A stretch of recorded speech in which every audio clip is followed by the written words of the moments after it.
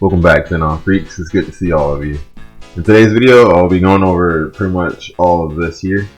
So if you're interested in what's coming up in Season 7, then stay tuned and I'll have that coming right up for you.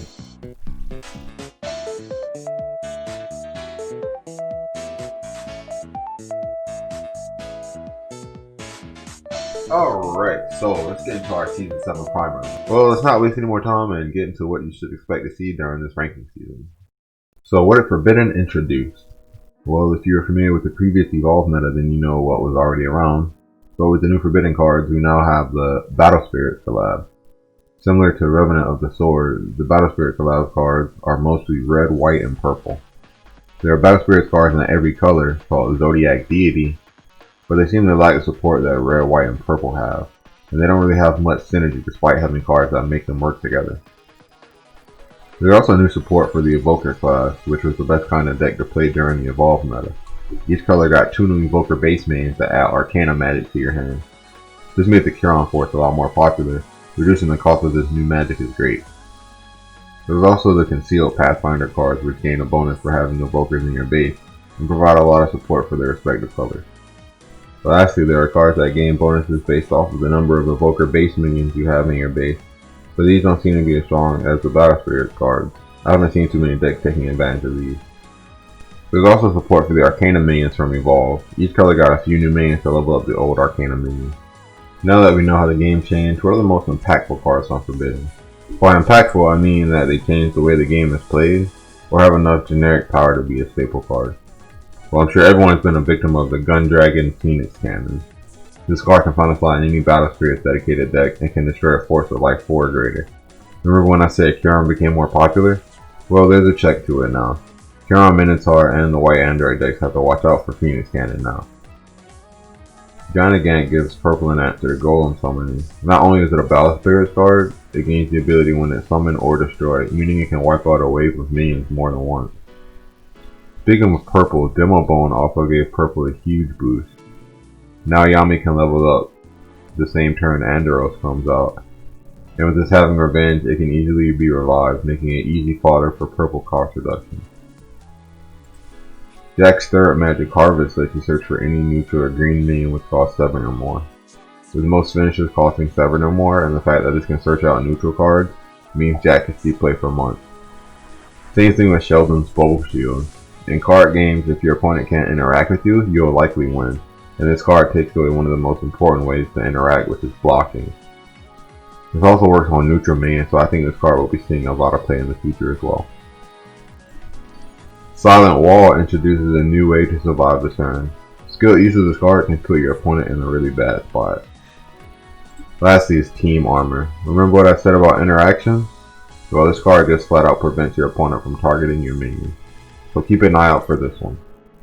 So what are the most popular decks looking like? It's no surprise that Red Battle Spirits is the most popular. Its strength, ease of use, and being a relatively easy upgrade from the most popular deck last season makes that happen. Here are the cards that you'll see in most Red Battle Spirits builds. Is either use the Curon Force and Golem Summoning as an easy way to trigger Red's cost reduction, or use the Pegasus Force as a way to ramp into the higher cost minions and use the boost more easily. This deck uses Seaworm Nova as its ace card and can easily wipe the opponent's board, and the healing is also a boon. Right after that is Purple Battle Spirit. This deck is a little more advanced, and I think that's why it has a good matchup against everything. Red might be the most popular, but I'm convinced that Purple is actually the best deck this format. Steinbold is a very threatening card, and my Vio's minions are nothing to scoff at either. The Purple Battle Spirits deck mostly use Yami's summon minion Andros, and this plentiful removal to win games. You can also use Belphegor to control the endgame. Next is White Battle Spirit. I'm not too familiar with this deck, but I know it takes the path of building up an unbreakable wall and overwhelming your opponent with unfair ability. This deck focuses on building cores to boost its top-end minions, making them untargetable, invincible, and even locking your opponent out of playing any magic at all. Here's another deck that's less popular, but I think it's better than the Red Battle Spirit. The blue deck. Bruna's summon minion Jui is very unfair, and is able to steal some games from out of nowhere. Combined with blue's incredible magic, you're able to draw so many cards to find the combo pieces you need to take the victory. The new blue concealed minion, Marissa, gives this deck a lot of power, increasing Dewey's BP and letting him cast even more magic by switching your mana to active. The deck can also take advantage of Orca, straight up giving Dewey Infiltrate, making it even harder to stop. This deck will either use Chiron to play magic for cheap, or Pegasus to grant extra movement for some insane plays. Lastly is the green deck. Elves are still a strong archetype and got some good support in Forbidden. There's also a green rogue deck using Evokers that could possibly be an amazing deck. Some less popular but still powerful decks include Twin Horn Jack, which I have a video for on my channel. It's a combo deck that can defeat your opponent in one blow. Go check that video out if you're more interested.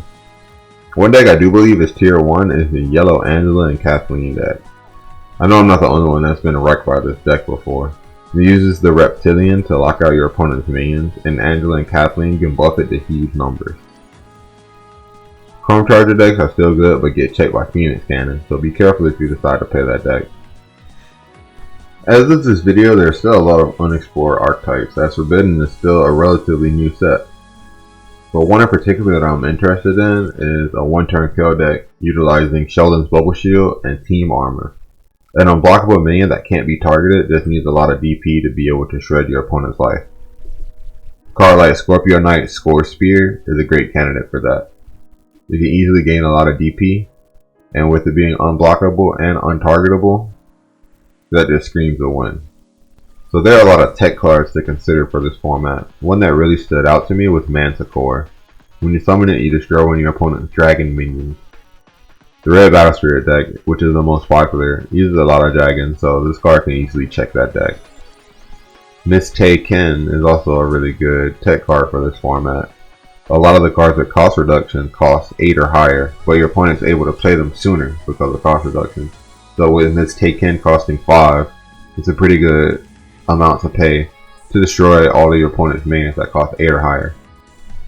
This card is also really good against the Twin Horn Impaler deck. Rita the Divine Shot is also still really good. Just because she's an old card doesn't mean that she's still not amazing. Dark Worm Nova is an interesting choice. I'm pretty sure that this was supposed to be an anti-Battle Spirits card, but right now it just doesn't seem that way.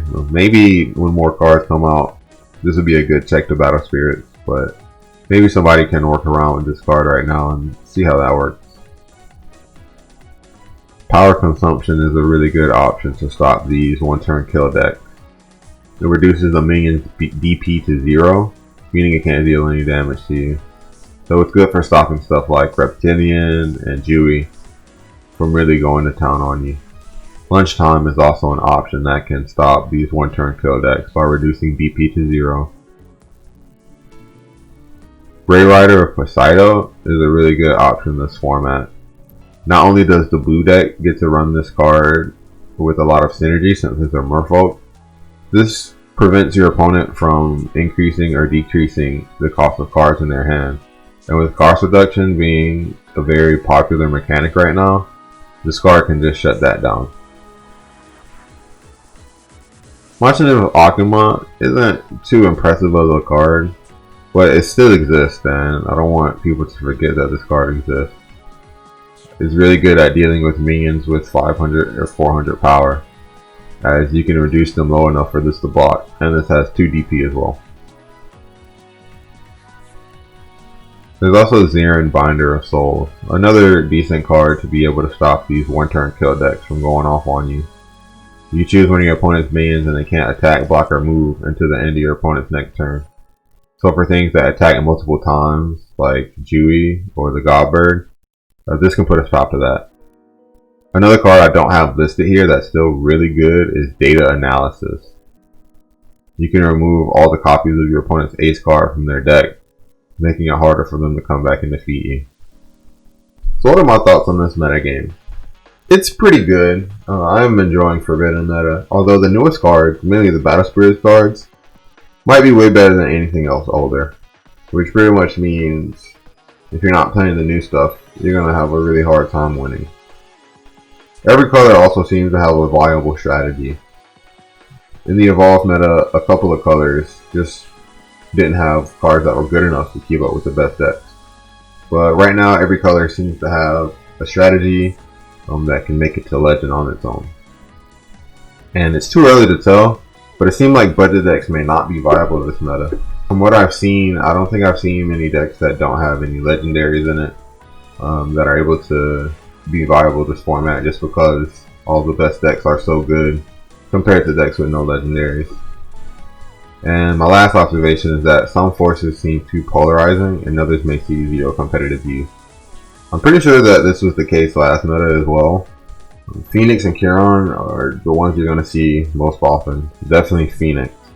There are some that we'll probably never see in our games, like Cyclops and Chimera. So that are my thoughts on the Forbidden metagame so far. Hopefully it'll develop to become one that people enjoy playing in. And some of those unexplored decks become a little more popular as well. So here's the deck I'm using to climb the rank ladder. Red Battle Spirits, and nothing fancy. We've got our Nova, our Golem Summoning, and Dan Bashin. Those are pretty much all the cards you need to win. Phoenix Cannon can blow up the Chiron Force, and I'm taking Rita the Divine Shot and Gravity Storm to handle some of the Go White decks. And I've been having some good success with this. So I'm glad I have these cards. I didn't want to make too many cards in other colors because I don't want to open my Forbidden packs yet. I'm waiting for Stinko B to come out to open my packs. So I just stuck with red for my deck to climb rank with. So I'm doing my 10 rank games a day with this deck. And then I farmed the Battle Spirits collab. I haven't had a lot of time to really play because of stuff I got going on. So I've just been farming the Battle Spirits collab. Now, I thought this game was just a typical card game that you play on your phone, but this is definitely a Japanese gacha game. There's a lot of stuff to do, and if you can't get it all done, don't worry about it, man. It's just a game, you know. Just do what you can as far as getting the rewards from all that's going on right now.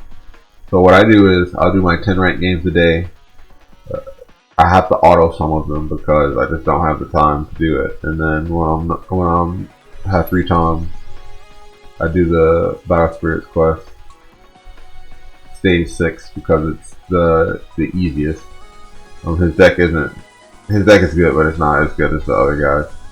And I just do that on auto, and so I'll get a lot of silver because I'm saving up for pack code B. After I have so much gold up here, so I can get the Medilla skin, hopefully. I also tried my hand at Gunslinger mode. Now, initially I was going to ignore this because it's literally all luck. You have to get lucky in order to get enough wins. So I wasn't going to really waste my time on Gunslinger mode. But I just decided to try it just because, you know, whatever. I already had 6 wins and I wasn't doing nothing else.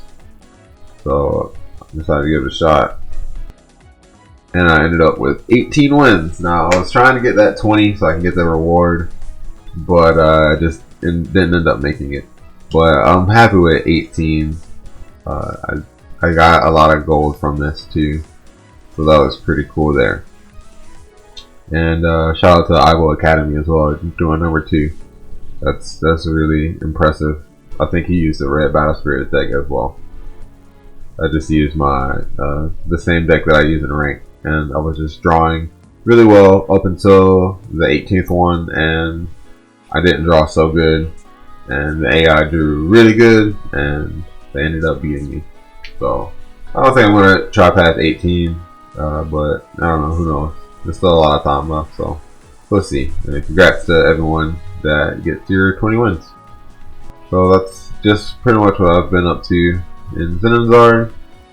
Thanks to everyone for being patient and waiting for this video to come out, and I hope that it helps you prepare for the meta with whatever deck that you decide to play. And hopefully I'll have another video coming out soon. If not, like I said, I'll be doing longer videos to make up for it, and I'll try to stay active in the Facebook group as well. Thank everybody for watching this video, and I'll see all the Zenon freaks in the next one.